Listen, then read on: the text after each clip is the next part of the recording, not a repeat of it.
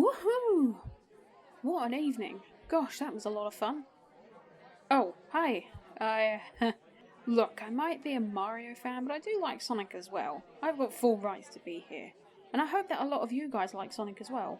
While Sonic, in my opinion, has not been aging very well when it comes to his games, obviously that could change due to Frontiers, but I am still slightly concerned about that game anyway, since Sega has been known to be a little ambitious and then not live up to the hype of their CG trailers. Just look at Sonic Forces. But when it comes to cartoons and films, Sonic seems to be doing very well. While I did like the first movie, I will say it was probably a bit too kiddie for me, but when I saw the trailers for this movie, I was very excited. Me and my friend wanted to watch the movie together when it came out where I lived, and what are my final thoughts? Well, I'm pretty sure my outburst before you guys caught me would explain, but hey, I'll explain my thoughts. I like you guys too much.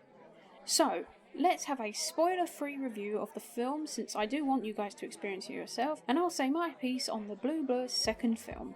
Hopefully I'll get back home to the Mushroom Kingdom before the title screen ends.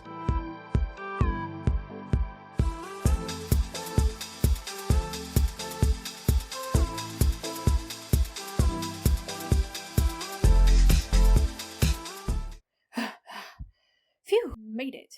So, Sonic the Hedgehog 2, the Blue Blur's second time on the big screen. I will admit that when I first saw the trailers, I was both excited and nervous due to how sequels normally go, but I am proud to say that I was proven wrong. Is this movie good? Yes. Is it fantastic? No, there are some problems that bother me, but of course this is just my opinion, you guys might think completely differently. Obviously, I wasn't expecting it to be phenomenal. I mean, it's a Sonic movie, but it doesn't mean that I didn't have fun watching it. Okay, enough of me stating the facts, how about I just get into it? Like I said, I will try and keep this as spoiler-free as I can, as the movie is still fresh in cinemas, and quite a few people have not watched it yet. Okay? Okay, Gucci, let's go. So, the story is pretty much what you saw in the trailers. Sonic is happy living with Tom and Maddie until Robotnik returns to take his revenge on Sonic and his Earth family with the help of the fiery echidna, Knuckles, who is in search of a powerful MacGuffin called the Master Emerald. Robotnik also has an interest in finding the Emerald, but of course wants to use it for evil.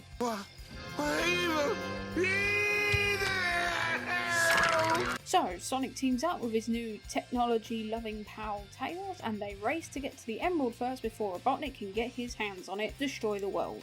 Yeah, not much to say about the story, the trailers pretty much summed it up nicely. There are some subplots with Tom, Maddie and Rachel, and Sonic has his hero identity crisis, but the majority of the film is mainly focused on the three characters' race to the Emerald. I will say that if you are looking for a complex plot, you might need to look elsewhere because the film is predictable. You can pretty much tell what's going to happen before it happens. But obviously that's not a big deal. Predictability doesn't mean it's going to be a bad film. I just know that some people don't like predictability, so I might as well give you a fair enough warning. The main plot is by far the strongest story being told in the movie. The other two are honestly quite weak and are very forced into the film, which is why I find that the first 10 minutes of the film to be a bit boring. No one was really laughing in the first few minutes. Nothing emotionally engaging was happening, but it did pick up from that point on. Oh boy, does it pick up. This film is such a joy to watch when the main plot kicks off. The fight scenes are great, the interactions between Sonic and his new friends are pretty good as well. Especially between Sonic and Knuckles. I do kind of wish that Sonic and Tails had a bit more time to build and establish their friendship, but what we got in the movie was pretty okay. Knuckles is excellent in the movie. Not only is he a badass while still being entertaining, he probably has the best character development out of everybody in the film. I really enjoyed watching him grow and have his opinion be changed when he gets to know Sonic a bit more. Sonic's development is okay. His best moments were when he was relating to Knuckles and Tails. I loved the chemistry in the film, it was really well done. Sonic's interaction with the human characters was a bit awkward and very typical, to be honest. Tom lecturing Sonic about his recklessness like he did in the first movie, and Maddie hardly having anything to say to Sonic instead of being the supportive adoptive mother. So yeah, the new characters are good, but the old characters really don't have that much to do. They just come together near the end, so it really feels like the writers didn't really have much for them to do. Which I understand, the focus was on Team Sonic, but they still could have done something else with Tom and Maddie. I will say though that Rachel, you know, the sister from the first movie, has one of the funniest scenes in the movie. It has nothing to do with the plot, and yes, can be seen as unnecessary, but do you know what? I don't care, it was hilarious and it was awesome. One of the weaker points in the film, and I'm sure this will confuse people, but to me it was honestly Jim Carrey. I don't know why, but I just didn't find his character all that fun in this film. He was hilarious in the first film, so I don't know what on earth happened here. A lot of his dialogue is very awkward and not very funny. Robotnik was honestly a liability right until the end. There really wasn't that much going on with him. I just feel like he was underplaying his role a bit, or just being over the top weird. Which, while yes did work in the first movie, it was handled with a bit more care than in this one. At least to me. So yeah, Robotnik was not as good as he could have been. The rest of the stuff that I didn't really enjoy was mainly things that were especially for younger audiences. So certain jokes and certain moments which confused me. And also there is another section near the end of the film which I just think was very forced and unnecessary. It didn't really add anything to the plot. And I honestly don't understand why it was there. I won't say what it is, but it just was forced in my opinion. I mean, to be honest, it did lead to that amazing scene with Rachel, so I can't be too mad. Now, there have been some complaints by people that the film does drag on a bit and that the extra half an hour can be felt, and yeah, they're right, it can. The film is a lot more slower paced than the first film, which in a way is good because a criticism of the first film was that it was way too fast paced. Plot points kept just jumping around and hoping that it would stick and make a very fleshed out story, which it kind of failed at. Many people though have noticed that the film is much longer, which obviously I can understand because there are certain scenes that drag and really outstay their welcome. So yeah, I can understand where the slower pace is coming from. Hey, maybe they'll fix it up in the next movie, if there's going to be one. Speaking of Tom and Maddie, even though they weren't really handled well through most of the film, I will say that their characters did much more better in the third act. Maddie especially had a brilliant moment in the film where she actually takes over the film for probably around 10 minutes along with her sister, and the scene at the end with Tom, Maddie and Sonic is very sweet. So overall, what was my opinion of Sonic the Hedgehog 2? Even though I haven't gone into too much detail in this review, for obvious reasons, the film is still new and I still want people to experience it for themselves before I give out a more in-depth review, this film is definitely a fun ride. Could it be better? Of course, but overall the film was very fun and entertaining.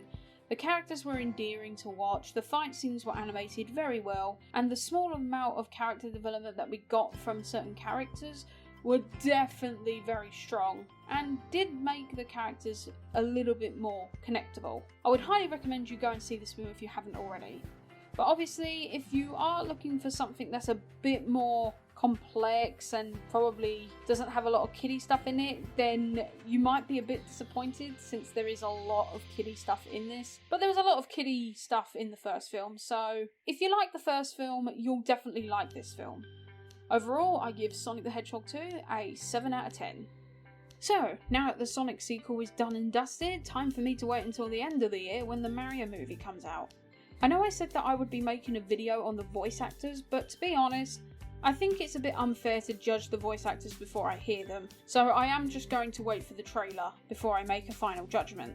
However, there are some leaks that I can talk about, and maybe I'll do a video on that instead. I just hope that this film is good, because otherwise this is going to be extremely embarrassing. Considering Illumination's track record, I understand why people are very hesitant. Oh, I haven't got anything against you, but you know, you haven't got the best track record when it comes to films. You know, you have made some good films, but the majority of your films are very over-the-top kiddie, so you can understand people's hesitations. I mean, at least Paramount has made films for both young and old audiences. And I just want this movie to be as good as the one that I just saw. Hopefully you can take notes from these movies because the audiences and fans clearly love them. I'm not expecting a masterpiece. Heck, I'm not even expecting the next Sonic movie to be a masterpiece either. But hopefully no matter how it turns out, we can still have fun by watching it. I think that's the best way to sum up both of the Sonic movies, and hopefully the Mario movie as well. Anyways, thank you for watching, everyone, and please do not post spoilers in the comments section. Let people go and watch the film without being spoiled. I know that there's a lot of clips leaking online, but let's try to be a bit more fair to the people who haven't watched it yet. And here's to hoping for more entertaining video game movies to come. And I'm sure that the Mario movie is going to be just as good. And if you screw up the Mario movie, I will end you.